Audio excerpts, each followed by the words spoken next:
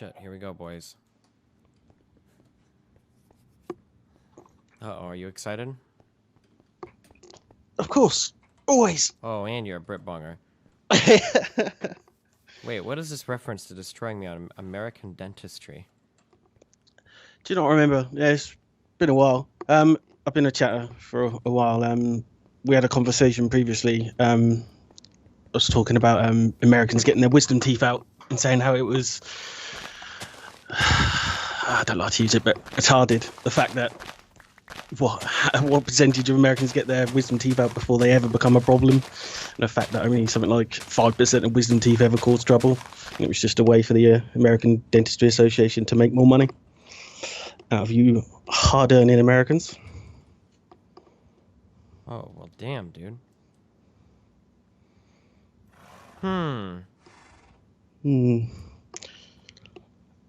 I kind of remember this. This was a long time ago, wasn't it? Yeah, it's been a while.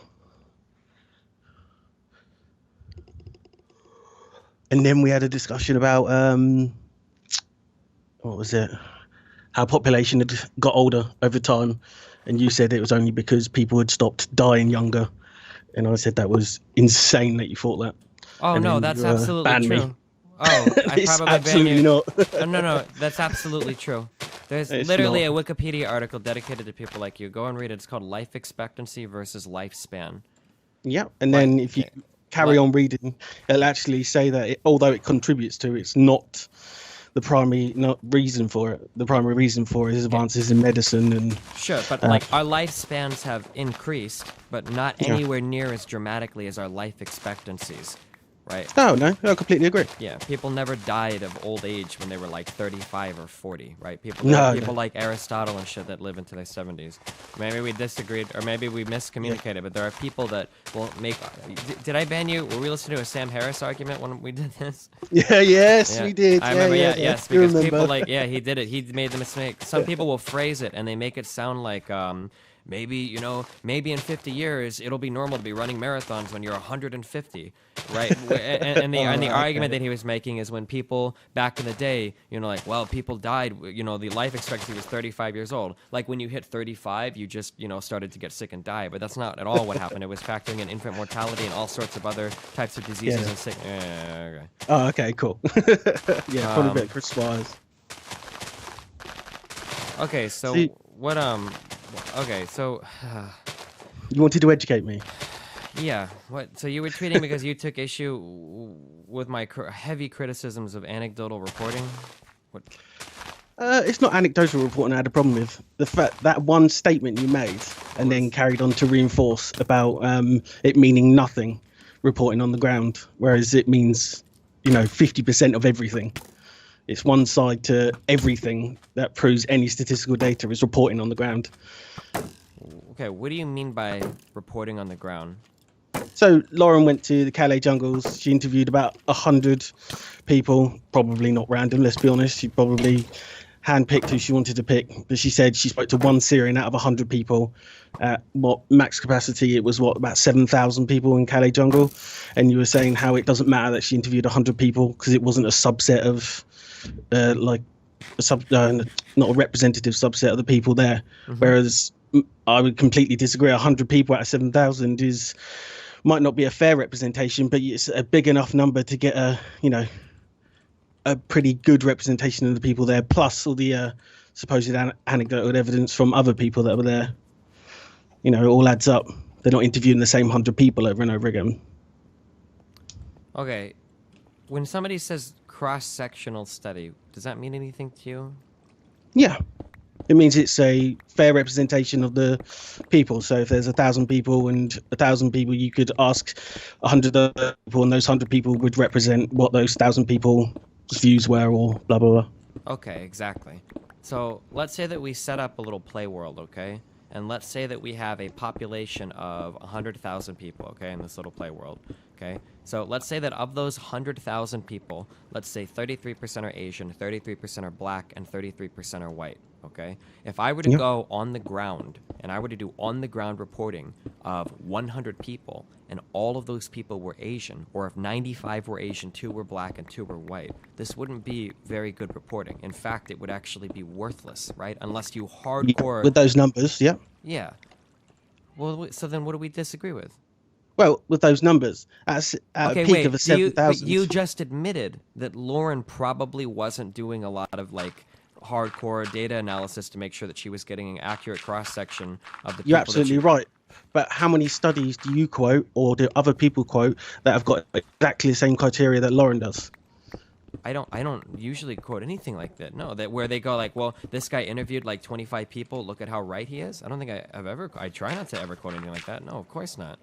Not just you, but a lot of people do it. I'm not talking about a lot of people. All right, you personally, the majority of people that use mainstream media sources will just quote a mainstream media source, and their study will be, a 2% study that they've handpicked to fit their agenda. When you say 2% study, 2% doesn't mean anything, right? 2%, that could be a lot of people. And if it's done well, it could be better than a 30% or 20%. And people don't even realistically poll this large of a percentage of people ever. You're never getting a study that's polling, more than a very This small is what I was saying on Twitter. It's quantitative versus qualitative. Just because she didn't do, over 100 people doesn't mean it's not a fair representation, or it's not, enough of a polling to understand some of the issues. It's not so much whether it's fair or not, more that it's worthless was the argument that I was making. Yeah, that was the argument you're making. Yes, and to say it's worthless is just not right. But it's absolutely right. Well, that's absolutely not. That's how psychology itself works. No, it's not. Yes, it is. It's qualitative data. Let's say that I want to find out. Let's say that I want to find out if Omaha is going to vote for Trump or Hillary Clinton. Okay. If I go to Regency, which is the rich neighborhood around here, and I knock on 100 doors, okay, and I poll all those people, I'm going to get an answer that is very different than if I go way out west into Nebraska, into a rural area, and knock on 100 doors and find, or even more west into Omaha, or if I go north into Omaha and I pull all the blacks, or if I go south into Omaha and I pull all the Mexicans. Can I just stop you? I completely agree with what you're saying. But the straw man argument you're making here is a numbers argument. No, I'm not. I'm making the questions she's asking are qualitative, not quantitative. Doesn't matter the amount of people she asked. That's why I was saying it doesn't. She only asked 100 people out of 7,000. It's the type of thing she was asking them, the type of interview she was doing. Okay, but the problem is she uses qualitative statements and then extrapolates that to make a quantitative analysis. So your argument, for instance, is that she's asking somebody how they feel about a particular thing, which is an okay type of reporting, right? And then you could go on to say that, well, this person felt this thing, blah, blah, blah, blah, blah, which is totally fine. That's a good qualitative argument or a qualitative presentation, right? But then to go a step further and say, well, you can see that a large number of people feel this way because of the people that I interviewed. Well, now you're taking a qualitative measurement and you're trying to extrapolate it into some quantitative argument that you didn't do the proper data analysis to make. But you're absolutely right, but it's a fair assessment to make. No, it's not. It is when that's the only data you've been presented. It's still not. No, that's not how that works. If I were to go into, okay, let's say that I find out how many people in Omaha want to merge school districts together, and I go to the poorest school district in Omaha, and I pull 100 people, and I say, look, 98% of people in Omaha want to merge school districts. And I'm like, dude, your data analysis is really bad. You pulled everybody in North Omaha. That's not fair. And I'm like, it's the only data I've got, dog. So what does that tell you? That further investigation, at least that further investigation needs to be done. That more needs to be done, more questions need to be asked, more people need to be asked. It's a start to where you can advance on. It's not worthless at all. It is, because you would never cite that anyway. Itself is built from the minimum. No. It's worthless because of the way you present it, okay? If that stat was presented as these were, I don't even know how these were 100 people sampled from this neighborhood in North Omaha, that is a good piece of data. Now you can use that because you can contextualize that and analyze that appropriately. You cannot call that a poll of Omaha, right? Lauren doesn't say, well, I went to this neighborhood and I found these people in this way, and then I talked to them to figure out how they felt. She extrapolates that to entire cities or entire regions and says, you can easily see that Luxem or whatever the fuck these places are totally fucked, and I know because I went on the the ground and did reporting there. Bitch, you went to on the ground and like talked to a few people in one spot or in a couple spots. Like that's not representative. Like how are you getting these people? Do they represent all of the different because groups? one person or two people, 100 people have had something and that affects them, that doesn't count. No, it Because doesn't. Oh, that is just not true, though, is it? If something affects 100 people, it still affected 100 people. But it doesn't. But it's irrelevant to a large majority of people. To the majority of people. No. It's a starting point. If 100 people are affected by something, But it's not. That's where you start. If I go to TwitchCon and I go to the VIP lounge and I do a poll on how many people can make a living playing video games, 70-80% of people might respond, yeah, you could very easily quit your job and make a living playing video games. This is worthless data. Yeah, I can't no, extrapolate this. this. Then you can compare it to as a nation as a whole or a population as a whole. Again, it's a starting point. What is it? What is it a starting point of? Well, the fact that she's on the ground asking questions is more than the majority of what mainstream media report on. They report on the same old arguments that have gone Like on time polls again. and statistically relevant data? These are bad things. You need to go on the ground and talk to a couple people to get a better idea of what's going on than widespread data analysis? What you think that Calais, so what she was talking about at the time was the Calais jungle camps. You think there was widespread data analysis that was done with empirical evidence time and time again, with scientific studies that were only released in the community and assessed time and time again? Or do you think it was a couple of journalists that went in, asked a couple of questions and got out as quick as they could because it's a shithole? There may or may not be, but even if you're doing all you can, you still have to be cognizant of the limitations of your analysis. So if Lauren was saying something, but it's not worthless, though, is it? That's the whole point. What she was saying isn't worthless. Okay, it's just not enough to prove that the whole. Yes, what she was saying wasn't worthless completely, but in the context that she was presenting it, it was worthless. So, for example, if I were to bring those the 100 poor people in North Omaha that were surveyed about school, whether or not we should do one school district, technically that data isn't worthless. It is a good data on what those people in the neighborhood thought. But if I were to bring that to like what do the people of Omaha think, that is worthless data. It doesn't tell me anything. It's only a small subset of people, right? It does in that context, yeah. Okay, that's all I'm trying to say. But when she's making the argument that immigrants are whatever cause an increase in crime or whatever, then that is statistically relevant.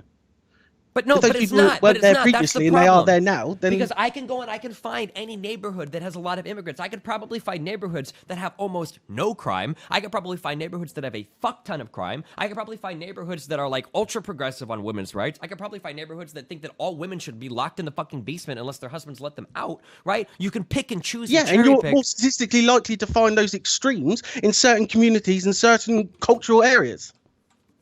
But again, even to extrapolate to different cultural areas, you would have to make sure that the data that you're collecting is done in a responsible way so that you're actually getting like good data that represents like a large amount of people and not just the few people that you're talking to.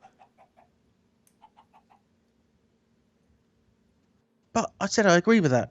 But it was a good starting point. It's not worthless. Okay, but Lauren wasn't presenting it as a starting point. She was presenting it as de facto evidence that these whole areas were fucked.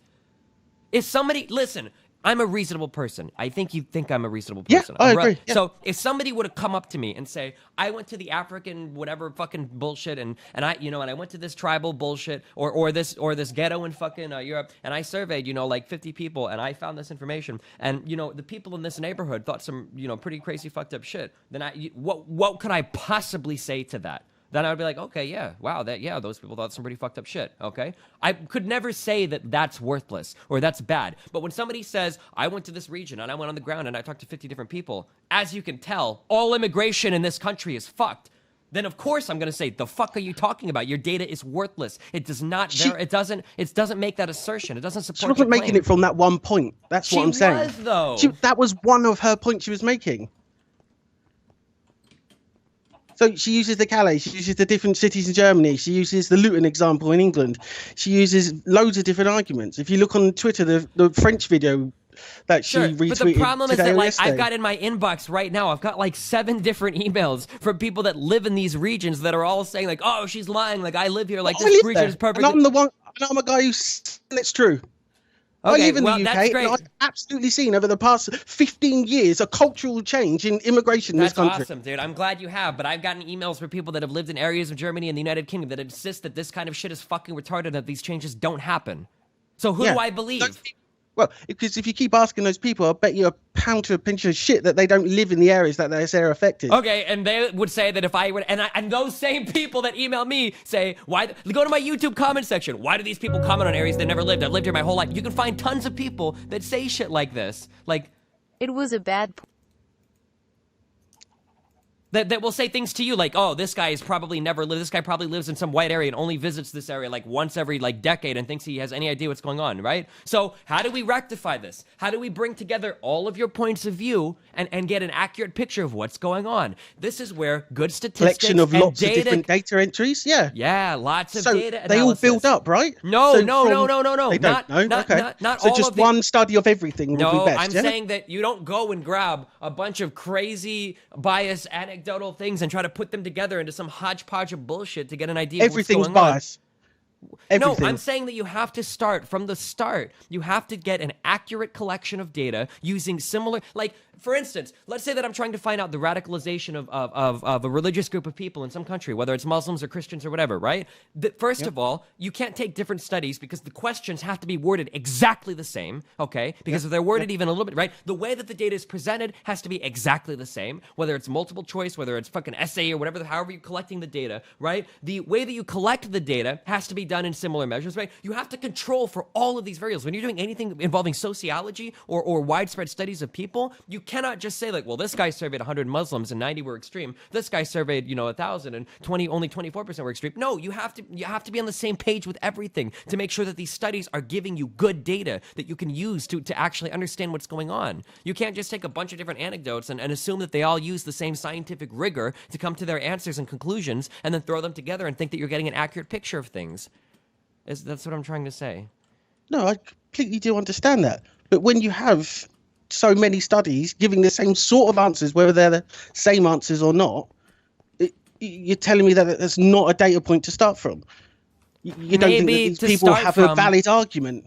But the people are so biased in the way that they approach things. Why would I want to go into, like, depending on which sources I decide to take, I can come up with any answer I want. Do you see the problem with that? Like, you're literally shopping for data at that point. Why not find an organization like Gallup or somebody who's responsible for doing large amounts of polling data, right? And have these people go into an area, use their, data analysis from government-provided stats to find out what would be a good cross-sectional study to accurately summarize what all of these people think, and then do that data collection and then get an opinion that way, rather than rather than I looked at every study that Breitbart and the rebel media did, and I know that all of these fucking people are fucked in the head. Well, these are all people. I agree. Quoting from Breitbart is a non-starter. I agree.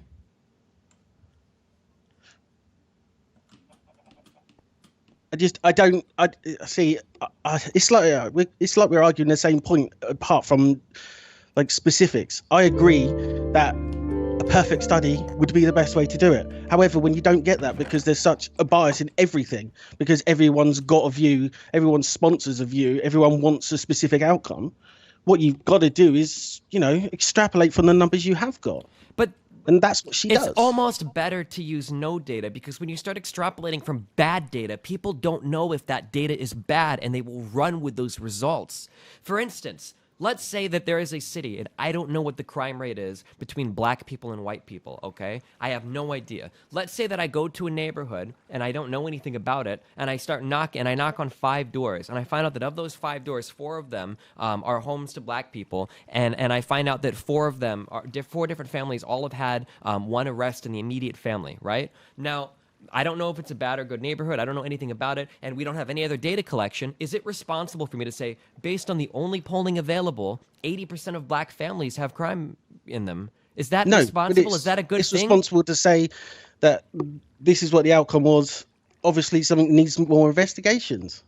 Okay, that's okay, but that's not how that headline will get passed around. It'll be posted as 80% of black people crime, 80% of families prone to crime, 80% of families. That's what'll get passed around in the media over and over and over again, because people are reporting on bad data that was collected irresponsibly that may or may not represent reality. Like,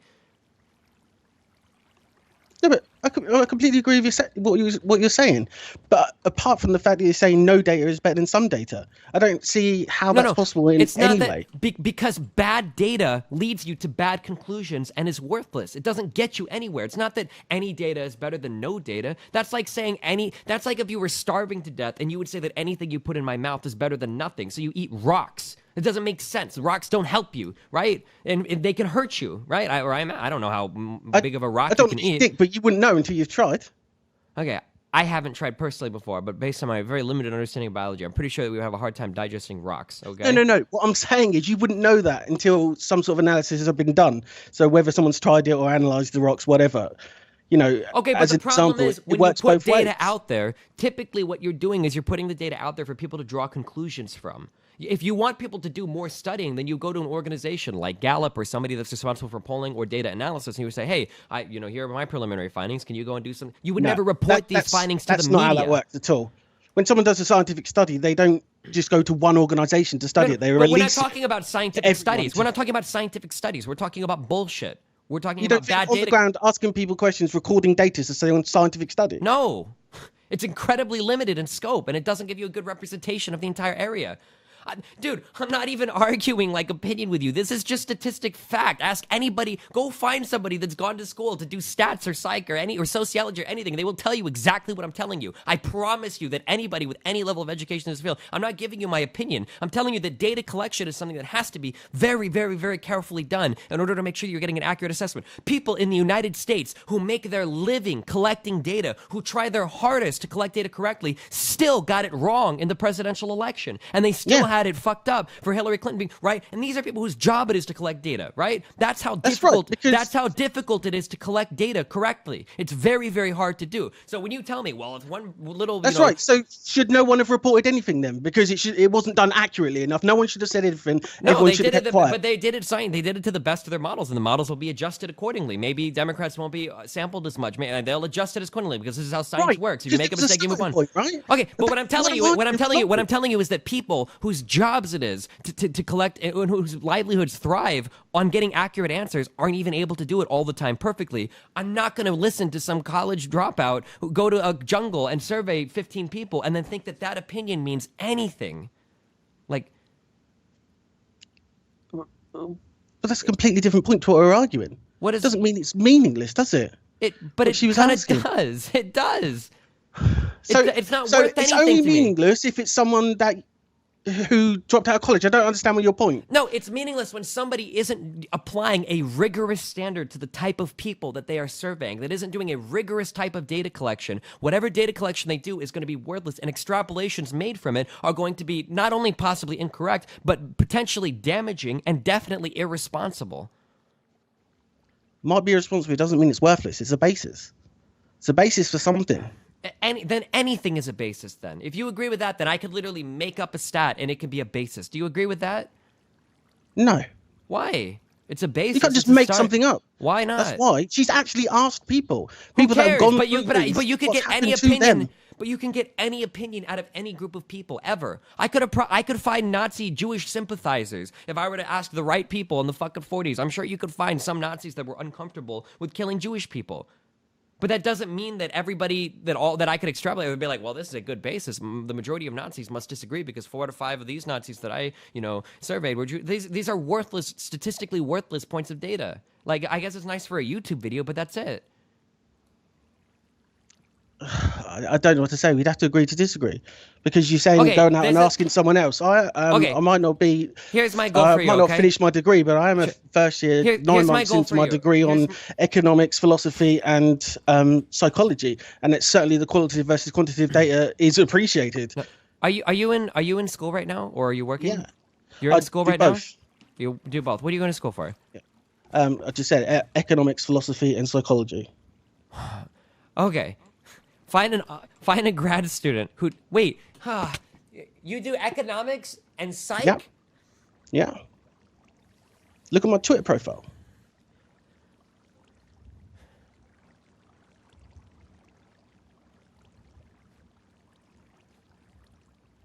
Okay, I'm not sure.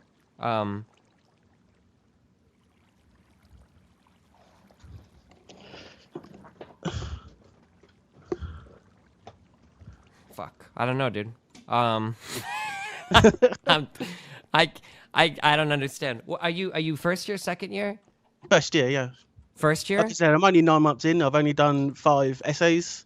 You know, maybe I'm completely wrong and it's all going to change second, third, fourth, whatever. Okay, yeah, because when you start getting into your economics degree, things like data collection are like so fucking crucial. Like everything depends on the data you collect, and you can draw horrible conclusions from incorrect. Like I would say, like if you could find like a junior or senior studying in any of your fields and bring them on without talking to them first, and we could all have a conversation. Like we could go in that direction. I don't have access to educated students because I don't go to fucking school anymore. But like I guarantee you, or if you ask around, and you never have to tweet at me again or say, but if you ask around, like if you ask a professor in sociology or economics, or if you ask any grad student or higher, and you say something like, hey, if you were to go around and survey, you know, like 100 people, but you weren't rigorous in your data collection, do you think that anything meaningful can be extrapolated from these results? I think every single person will say, no, these results are almost entirely meaningless, and the value of these is incredibly limited, probably to only the 100 people that you surveyed, and that's all. You cannot draw or extrapolate anything from this incredibly poorly collected data,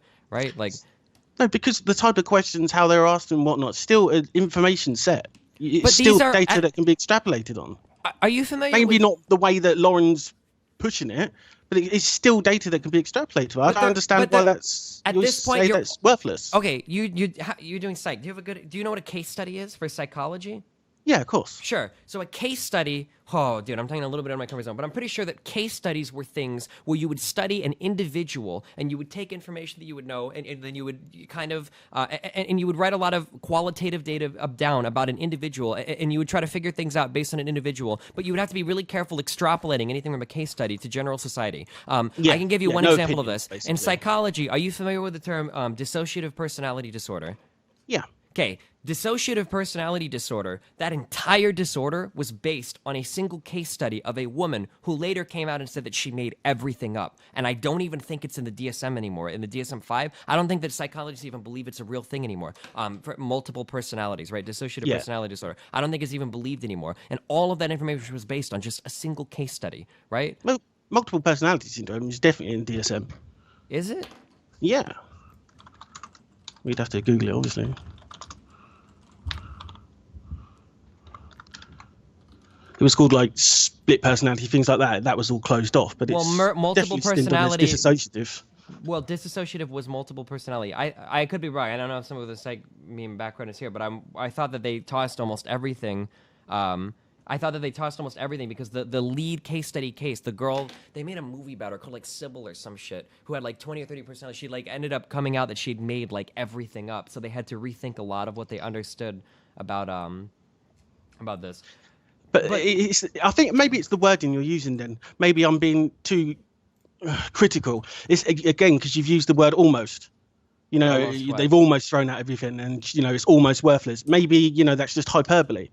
But when you do it on Twitter in front of thousands of people, saying stuff like that, it's just just as hyperbolic as Lauren using her subset to prove that immigrants are bad people or whatever.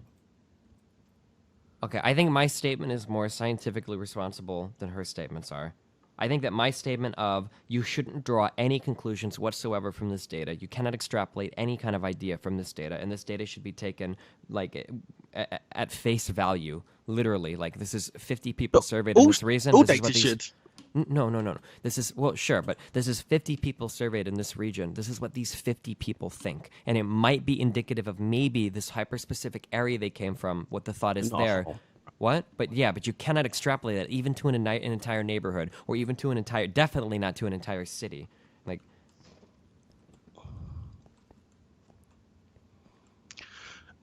I don't know what to say, yeah. I of course agree that you couldn't extract it over a certain city, but I think you could extract it over a similar subset of people depending on what information was gathered. I know we're having this argument, we don't even know what specific information was got. but she doesn't either, so it doesn't.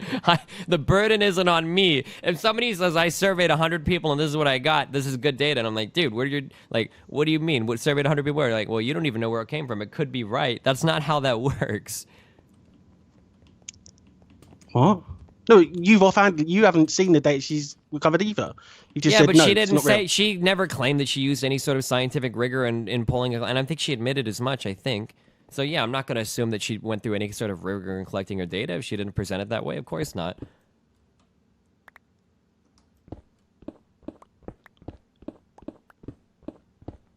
Oh, I don't know what to say. Do you assume that if somebody goes up to you, if some guy went up to you and was like, "Hey, like I surveyed 100 people and this is what I found," would you assume that he did like all of the necessary rigor to make sure that his data collection was accurate, that the questions were asked exactly correctly, that he was doing an accurate cross-section study? If a journalist come up to me and said it, I'd assume that they'd done the same amount of Okay, scientific. I'm only a video game streamer, so I'm not trying to be disrespectful, but do you think that somebody that works for like an online YouTube media thing counts as a journalist? These are people that don't. She's a journalist. She's someone who reports on the news. Yeah. So you think that all journalists between all YouTube and everything and like real media, these all have the same standards of journalistic integrity? No, of course not. No. But okay, I then think why would you take what they say at face value? Provides a bias on something. Okay, no matter but how those biases are... show, they'll spin a bar on it. They can bias on it. Okay, so do you think that show it two different ways? Do you think that the spin from CNN is going to be the same type of spin as Breitbart, just in the opposite direction? Yeah. Wait, I don't. Sorry, CNN. I don't know what CNN is. I know Breitbart's alt-right, new right. Okay. Whatever. Do you think that like the spin, or do you think that the spin that you would get from the BBC or the Independent or the Guardian? Oh, no. Here. Do you think that the spin that you'll get from like the Guardian or the Independent is going to be the same type of spin as you would get from the Daily Mail or Sun, except in the other direction? Yeah. Gotcha. Okay. What, you don't? No, absolutely not. Absolutely not. 100%. I've never heard anything more wrong in my life, but I don't think there's much. I don't think we can go. So repeat your question then. Sorry, maybe I've. Do you think that tabloid garbage with no journalistic integrity that have intentionally reported incorrect facts like the Sun or the Daily Mail are of the same journalistic integrity as your magazines like the Guardian or the Independent? Yeah, I think they have integrity. Okay, so yeah, I think they've got just as much integrity as the BBC. Do you think that Sun and the Daily Mail presumed to have? Yeah, absolutely. Have you ever source hunted behind, say, a BBC article? It comes back to the same old shit as the Daily Mail does. It's just it's presumed to be better because it's a publicly funded company or because it's a worldwide company. It's the same shit. You were in favor of Brexit, right? Favor of Brexit? Absolutely not. No, it's insane. Oh damn! You're just all over the place. What? No, I thought you would be. This is the only. I think this is one of the only issues we disagree on. I'm generally left-leaning, apart from when it comes to Islamic immigration, specifically Islamic immigration. Gotcha. I believe in cultural respect, and I don't think that Islam pays cultural respect. Okay. All right. Well, listen, I appreciate the conversation. Yeah. I feel like, I guess, just to give a little bit of background, I don't think I've ever read anything in The Guardian or The Independent or on the BBC that was just 100% absolute bullshit. And if they did, I'm trying to think of if they did a fuck up where they did, I'm sure that they do retractions on these. Well, yeah, they do retractions. So do Breitbart, because they're court ordered, I'd imagine. Well, I don't know. But the BBC did April Fool's stuff, that's 100% false. Okay, what's that spaghetti? But I've read stuff on the Daily Mail. I've read stuff on the Daily Mail that when I go to Google it, the only things that come up containing this information is the Daily Mail and then like blog spam sites. Like it doesn't exist in reputable media. These are absolutely 100% fabricated. Give me an hour, I'll find you 5 to 10 sources where the BBC have used blogs as their source for reporting. Okay, yeah, find me like one or two. Yeah, just find me like a few. Yeah, sure. No worries. Okay, all right, I'm curious. And then Twitter, DM it at me, and I'll go over it or whatever. And okay, nice to talk to you, buddy. All right, it was fun. Rip on, dude. And you, bye. Damn, I thought I learned in psych that so there was a woman that a lot of this research was based on for. It used to be called, okay, so a lot of people call it schizophrenia, which schizophrenia is not anything having to do with this. Multiple personality disorder, which the official term is dissociative identity disorder. I thought that a lot of what they knew about this was thrown out because their lead case study for it, that woman was fabricating everything. I thought we learned that, but maybe I'm not remembering it correctly. Or maybe a lot of it has been thrown out, but it's still recognized as a thing. I'm not sure. I would have to do more reading on it. It's still in the DSM-5, but it's very controversial, and a lot of people want it out. Basically, the DSM is garbage, and don't use it as if it were law of what psychologists think. I remember a whole senior project time where the DSM was totally inadequate. Yeah, I keep reading things about the politicizing of the DSM. I think I was going to bring it up yesterday, but somebody laughed at me, and so I thought I had the term wrong. But there is a sexual paraphernalia, right? Things that are considered odd or not. What? There's someone down here? Are you serious? How?